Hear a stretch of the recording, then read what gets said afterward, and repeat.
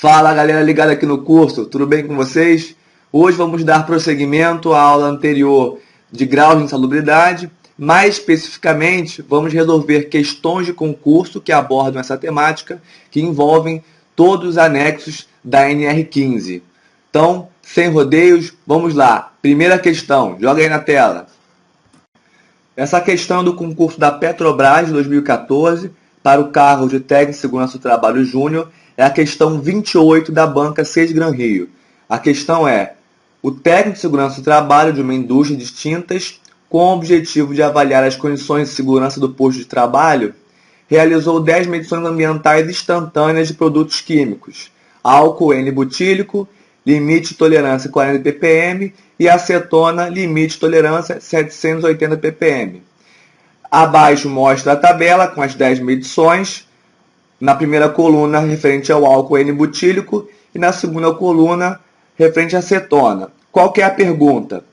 Como o álcool butílico possui valor teto e absorção pela pele, verifica-se que as alternativas. Alternativa A, a atividade é considerada insalubre. Alternativa B, concentração média de acetona é de 600 ppm. Alternativa C, o valor máximo para acetona é de 1.170 ppm. Alternativa D, valor máximo para álcool N-butílico é de 80 ppm. Alternativa E, limite de tolerância foi ultrapassado. Pois bem, primeira questão referente a as alternativas. Nós precisamos saber se essa atividade é insalubre ou não. A questão já nos deu o limite de tolerância para cada uma dessas substâncias. Então, a primeira coisa a se fazer, nós vamos pegar as 10 medições que foram feitas e vamos somá-las, uma por uma. Após fazer a soma de todas as 10 medições, para o álcool N-butílico nós teremos o valor de 315 ppm. A concentração média vai ser conseguida através da divisão do número de medições. Então, você vai dividir esse valor total por 10, que é o número de medições. E aí você terá uma concentração média de 31,5 ppm. A mesma coisa vale para a acetona. Se somarmos o valor de todas as medições, teremos o resultado de 5.800 ppm. Para achar a concentração média, só dividir por 10, então teremos concentração média de acetona de 580 ppm. Ponto. Aí nós já podemos eliminar a alternativa B, que cita que a concentração média de acetona é de 600. A gente poderia fazer o cálculo de valor máximo também, mas olha que interessante. A questão já cita, no finalzinho dela, que álcool N-butílico possui valor teto. Como a gente falou na aula anterior, quando uma substância possui valor teto, se em qualquer das 10 medições o valor tiver ultrapassado o limite de tolerância da substância, já é considerada uma situação insalubre. Então, como o limite de tolerância para o álcool N-butílico é 40, e na medição de número 8 nós tivemos o valor de 50 ppm encontrado, então, consequentemente, essa atividade já vai ser considerada insalubre porque essa substância possui valor teto. Então, consequentemente, já poderíamos aí marcar a alternativa E, que cita que o limite de tolerância foi ultrapassado. Mas vamos resolver buscando o valor máximo para a gente entender, se isso não tivesse acontecido, qual outra conta que eu teria que fazer além dessa da concentração média. E como eu faço para achar o valor máximo de uma substância? Primeiro eu tenho que lembrar do quadro 2 da NR15, que lista de um lado o valor em ppm e do outro lado o fator de desvio. Então eu tenho de 0 a 1, fator de desvio 3, de 1 a 10, fator de desvio 2, de 10 a 100, fator de desvio 1,5 e por aí vai. Como é que é essa conta? Eu vou pegar o limite de tolerância da substância, no caso álcool, 40 ppm. Dentro da tabela do quadro 2, aonde que ele vai se encaixar? De 10 a 100. Qual o fator de desvio dele? 1,5. Então, só multiplicar 40 por 1,5, eu vou achar o valor máximo, no caso, 60 ppm. Já posso eliminar uma das alternativas. Para acetona, como é que eu faço? Mesma coisa, 780 é o limite de tolerância. Aonde que ela se encaixa na tabela? De 100 a 1000. Qual o fator de desvio? 1,25.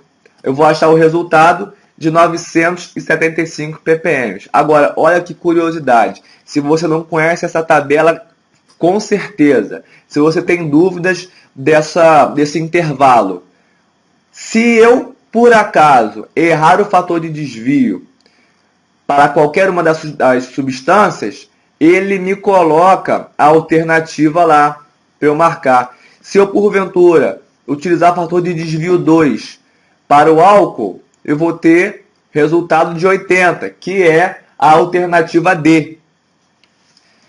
E se eu fizer a mesma coisa com a acetona, usar fator de desvio 1,5 e multiplicar por 780, eu vou ter o resultado que ele mostra lá, 1170.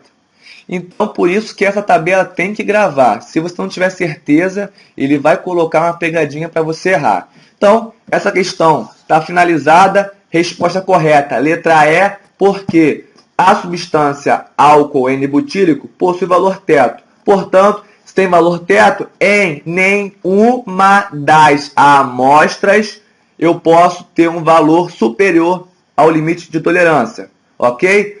Próxima questão. Questão 2. Joga aí na tela. Essa questão é do Banco do Brasil, do ano 2014, para o cargo de técnico de segurança do trabalho. Questão 52 da Fundação Sérgio Gran Rio. Questão é a seguinte. Segundo a NR15, os adicionais de insalubridade devem ser pagos ao trabalhador no caso de caracterização da insalubridade. O adicional a ser pago e o agente gerador da insalubridade, de acordo com a NR15, estão corretamente relacionados em A. 10% silicato, 20% ruído, 20% lixo urbano, 40% umidade e 40% vibrações. Volta para mim. Questão mole para quem viu a aula anterior, né? Não tem como errar essa questão. Ele coloca aí 4 itens, 3 itens que são 20%, que a gente já sabe que são os agentes físicos. Ruído, calor, umidade, vibração, fora a radiação ionizante, serão todos 20%. Então, só aí já tem a resposta, mas vamos dissecar a pergunta. Joga aí na tela. Nós já sabemos que umidade e vibração é 20%, porque são agentes físicos. Lixo urbano está caracterizado, como a gente falou, como agente biológico de 40%. Também foi citado na aula anterior. E os silicatos, que pode causar algum tipo de confusão, estão incluídos no anexo 13 da NR15, que eu até citei, inclusive, que apenas 2 agentes químicos do anexo 13 recebem somente percentual de insalubridade de grau máximo. São eles o mercúrio e os silicatos. Então também você exclui silicatos dessa questão, só sobra aí nível de ruído corretamente 20%, tanto intermitente quanto contínuo. Questão mole, gabaritei. Próxima questão. Questão essa agora da Fundação da Universidade de Brasília. Peguei para o cargo de engenheiro de segurança do trabalho para vocês verem que nós podemos até responder questão de prova para engenheiro, né? Essa questão é da banca CESP e é uma pegadinha que pega muita gente aí. A questão é a seguinte: com relação à insalubridade, julgue os itens que se seguem. A exposição ocupacional ao chumbo sempre resulta na caracterização da atividade como insalubre em grau máximo. Volta para mim. Quem pegou aquela tabelinha que eu fiz na aula anterior não vai errar essa questão, porque eu separei exatamente esses agentes do anexo 13 da NR15, que estão separados dentro da NR, mas eu botei juntinho, separando quais que podem ser de insalubridade mínima, média e máxima, quais que podem ser média e máxima, quais que são só máxima. Então, nesse caso do chumbo, por mais que o nome do chumbo possa te causar algum tipo de medo, né, ele pode repercutir em insalubridade de grau médio, de grau máximo e também de grau mínimo. Depende da atividade em que ele for utilizado. Então, nesse caso aqui, a questão está errada. Chumbo também pode ser inserido numa insalubridade de grau mínimo e grau médio. Gabaritei. Próxima questão. Última questãozinha para finalizar. Antes de falar essa questão, quero lembrar o seguinte. Quem quiser mandar qualquer questão, professor, não sei resolver essa questão, me ajuda? Ajudo. É só mandar no nosso e-mail, ok? Sem problema. Joga aí a questão. A NR15 estabelece adicionais de insalubridade de 10, 20 ou 40% sobre o salário mínimo. Esses adicionais devem ser pagos aos trabalhadores que desenvolvam atividades consideradas insalubres. De acordo com a respectiva norma, NR15, o adicional de insalubridade a ser pago para determinada situação a que os trabalhadores ficam expostos é de A. 10% para vibração, B. 20% para beta-naftilamina, C. 20% para radiação ionizante, D. 40% para mercúrio e E. 40% para trabalho em estábulos e cavalariças. Tem mistério essa questão? Não tem. Por quê? Na A você sabe que vibração é 20%, porque agente físico, como a gente já citou, é a forma de você memorizar. 20% para beta-naftilamina. Professor, não sei o que é isso. Eu também não sabia até ver essa questão. Mas não tem problema. Por quê? Eu sei as outras. Então eu vou eliminar. Mas, a digno de curiosidade, essa substância, beta-naftilamina, ela está incluída no acordo do benzeno. Ela é uma substância carcinogênica. Então, ela, em qualquer grau, em qualquer tipo de exposição, ela sempre é considerada risco grave e eminente à saúde do colaborador. Seria grau máximo, tá? Mas, mesmo você não sabendo o que é essa substância, você consegue resolver essa questão. Letra C, radiação ionizante. A não ser que você não tenha visto a minha aula anterior, você sabe qual é a diferença de radiação não ionizante para radiação ionizante. Então, você sabe que radiação ionizante é a pior dos casos, né? Não tem íon, não faz mal. Tem íon, faz mal. Uma maneira de gravar, né? Mas ionizante refere-se a materiais radioativos e etc. Seria grau de insalubridade máximo. Aqui está 20%, está errada. A letra D, mercúrio. Se pegar aquela tabelinha que eu mostrei também, você vai ver. Somente mercúrio e silicatos, no anexo 3 da NR15, é que incutem grau de insalubridade máximo. Somente, tá? Outras podem ter máximo, médio, mínimo ou só máximo e médio.